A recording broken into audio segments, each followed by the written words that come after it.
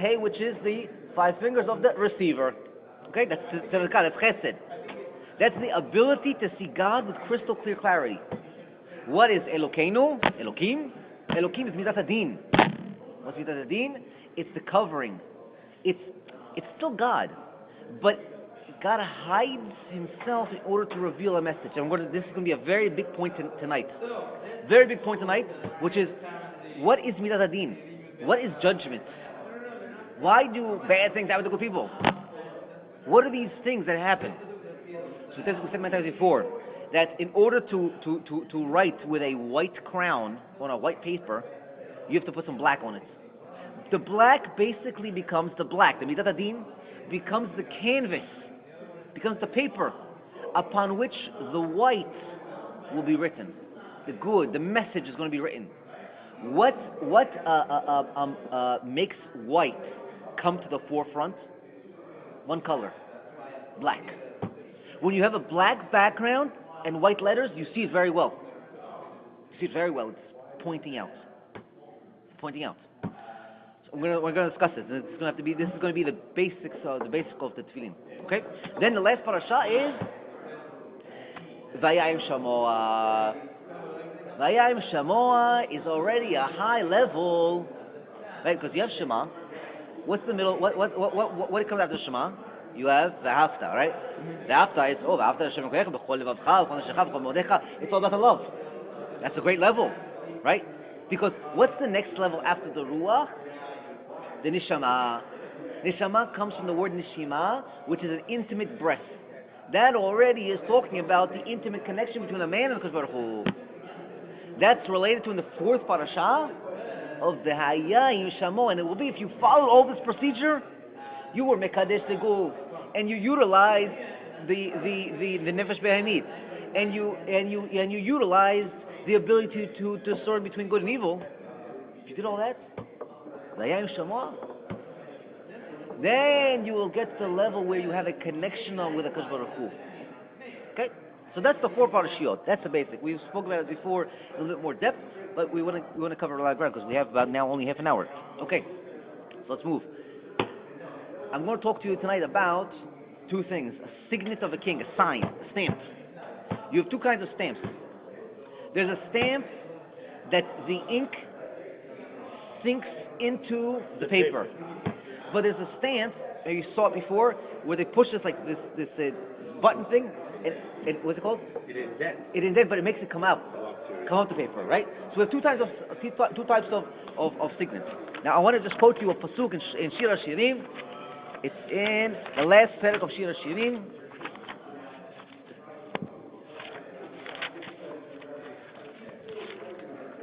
One second. It says, "Kechotam al libcha, kechotam al zroecha." Like a signet on your heart, like a signet on your arm. What are you talking about? What's Shalom talking about? It tells us you have 2 signets, you have 2 stamps from the king. You have one stamp that it's on your heart. One second.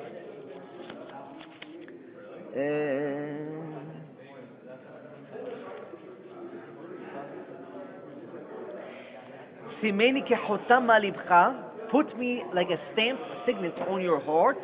Kechotam zroaha, like a sign, like a signet on your arm. Ki azaka mavet ahava, because the love is like to be separated from God is like death.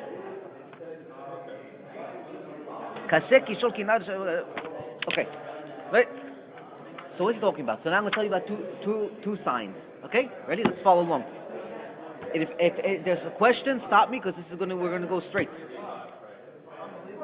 The signet, the first signet, what I'm going to talk to you about is called what is called the Tzemach Tzedek in the Sefer Derech Mitzvotecha. Refers to this. It says Chotem Bolea, which is an indented, and or shakua. Excuse me, shakua is to indent something. Shakua, and chotem habolet is that it sticks out. Okay, So I'm going to refer to them again. Chotem Shakua and Chotem Bolet. Okay? So one is called Chotem Shakua, is an indented, and Chotem Bolet is one that's coming out. Okay? So it's basic vocabulary. Okay, so it's like this. That we have in front of us reception. We're goof, right? We spoke about the four parshiot. The four parshiot reflect what is going on here. The tefilinshuir1 is going to reflect now what's going on outside of you. What's the connection between you? You told me children you're going to come. I brought you children. Ready the children? Yeah, people late already. Baruch Hashem. So again, two signs. A sign that is deep, that is sinks in, that leaves an impression, and a sign that comes out. Okay? So, Hashem created a world. Okay? Now, how do we realize that Hashem is there? So, if you look at all the Sifrei Musar, most prominently the Chovot HaYovot says, you only realize Hashem through His ma'asim. All the Sifrei. You only know God through His actions. I'll give you an example. Let's say you have an Uncle Joe. Okay, so Uncle Joe. Now, you never saw Uncle Joe. You've never actually had a face-to-face conversation with Uncle Joe. But you know one thing. Every time you get into a rut, into a problem, some way, he sends you somebody. And one time you were stuck in the snow, he sent you a crew to get you out of the snow. One time you were short on cash to pay some bills. He said, every time you had some sort of an issue, some way Uncle Joe take it off you. So now someone comes to you and says, I have a question for you. Your Uncle Joe, does he love you? So you can answer in one of two ways. A, you could say, well, listen, the truth of the matter is I never had a conversation with him. I can't tell you what his heart feels. I don't know. I never saw him. I never had a conversation with him. But to do that is to be blind to everything that he has done for you. Because if you see his actions speak louder than words. If you saw Uncle Joe's actions, that he saved you all these times, what's the one conclusion you could say? You have to say, of course he loves me. It's impossible to say that he doesn't love me. If he didn't love me, what is he putting all? He keeps saving me all these things. So based on his actions, I can tell you how much he loves me. Right?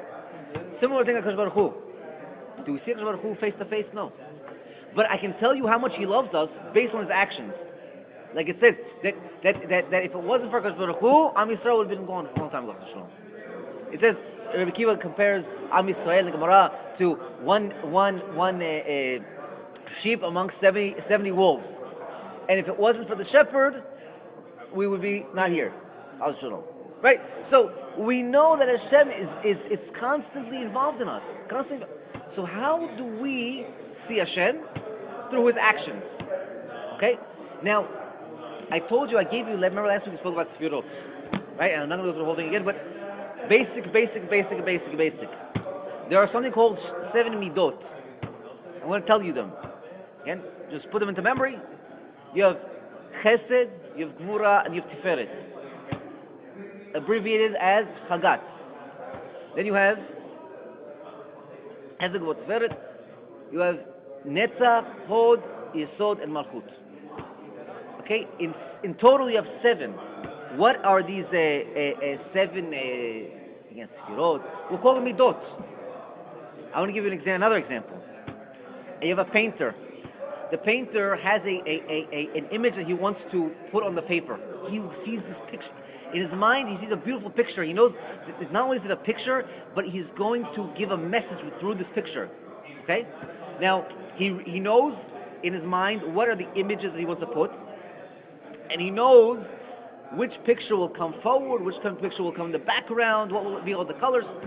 Now, he has to get a piece of paper, and he's going to need to weave the colors in such a way so that it makes the image bolet, makes the image stand out, and so the message becomes clear.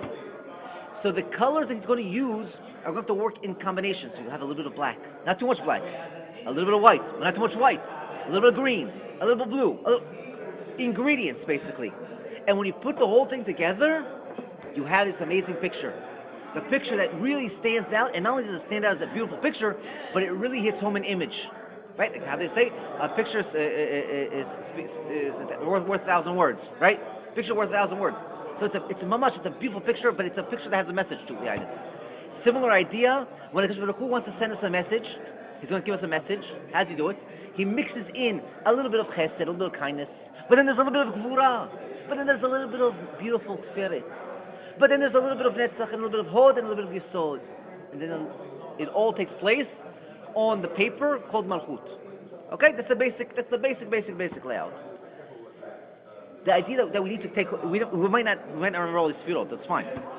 The idea that we need to understand is that there are 7 ingredients every time we are perceiving Hashem. Every time we are perceiving Hashem, there's an image in front of us. It's combined, it's composed of 7 colors, we'll call them. These colors weave together in order to form the image that we see. Rainbow. Like a rainbow. Okay? So again, a person's walking down the street, all of a sudden something happens to him. Freeze the picture. That something happened to him is a picture.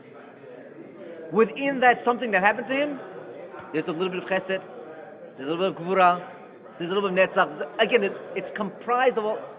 The main idea is it's going to reveal to him a message of how much God loves him. Sometimes it's a part of the puzzle, sometimes it is the part. Okay? Again, for example, we said many times before, this is an exaggerated example, okay, but you can come up with your own example. Imagine a guy is walking down the street and he's about to go to get a job interview. And as he's going to get the job interview, he has a flat tire. And he gets a flat tire, he's sitting there, he's doing the tire, he's rushing. A bus comes and throws mud on him. Okay, all this, wow, he's going crazy. What's going on? I gotta get to this interview. Best job I've ever had. He gets to the job finally late. They don't even look at him. They say, get out of here. You're late. This is not the way we conduct business. And he's all sulking and he's, oh my goodness. And as he's walking down the stairs, he runs into a good friend of his who is actually coming to meet with somebody in the office. And his friend has a bigger firm than this one. And he sees us, wow, you'll be perfect for the job. I just have an opening just today. I got an opening. And he gets this better job. Okay? Again, that's an exaggerated story, but it allows you to see how components that are what's called midat din, things that are bad, that seem to be bad to the person, are interweaving, put into this picture in order for the chesed to come out. Again, a general principle is always like this: without chesed, without gevura, you have no chesed. Without judgments, you have no kindness. Because if I give you kindness, how do you know it's true kindness? How do you know? Only when you can compare it to what's not kindness, do you know what's kindness, right? That means it's a fundamental principle. You can never say that you can have kindness without judgment. In order to have judgment, you must have kindness. In order to have God, you must have idols. What? Idols. Why? Because then you know what's not God. Then you can prove what God is. You know that God is not just some statue. But if I never showed you the statue, how do you know? And this is why the Ramchal brings down. Why did God go through his whole trouble with Mitzrayim? To build them up and to make it such a superpower, and then to just crush them piece by piece by piece. What was the purpose? Huh? For the idols. So he says. So the Ramchal says, very, very interesting. He says, if God would come down right away and say, I am God, your Lord, I am the supreme God, how would you know that? How would you know that? Based on what? A man works on comparisons. You must compare two things. This is fundamental. So what are you comparing? You're comparing what God showed you in Egypt to what Egypt was. Then you deduce that God is really supreme. And that's why Yitro says, it says, Ata Yadati, Ki Hashem hu Elokim. Because now I knew that God is a supreme God.